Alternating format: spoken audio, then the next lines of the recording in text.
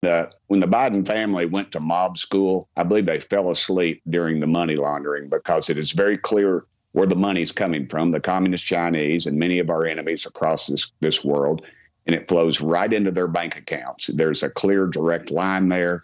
And for the FBI not to pay any attention to it, they went after George Santos, and he's relatively small potatoes in the scheme of things. But yet, when it turns out to be the president of the United States' involvement and his family in crime enterprises, then they seem to turn their head. So we've got a real problem.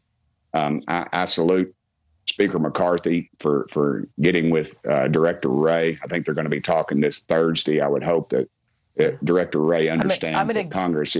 Let me get back to Director Wray in a moment, but I do want to mention this: that absolutely, according to the Citizens for Responsibility and Ethics in Washington, on record, Jared Kushner and Ivanka Trump made up to $640 million while her father was in office, and they were official advisors to the president.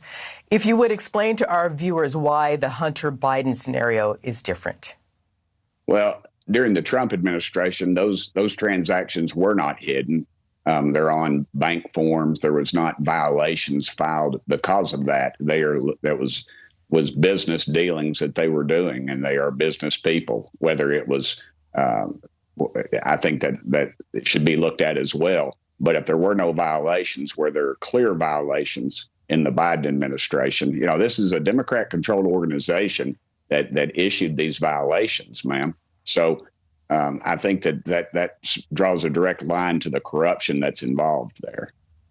So if the problem is corruption and compromise, wouldn't any income of that substantial amount be problematic for our country while someone is in office and their family members are receiving those sorts of payments? I think so. There should be no stone left unturned, but apparently this is one that they refuse to even look at. So I think that shines a straight light right at the Biden administration currently. And if the Trump administration, bring it forward. If the Democrats have something, bring it forward. They control all the investigative bodies in Washington. Why are they not bringing it forward if there is, in fact, something there? You mentioned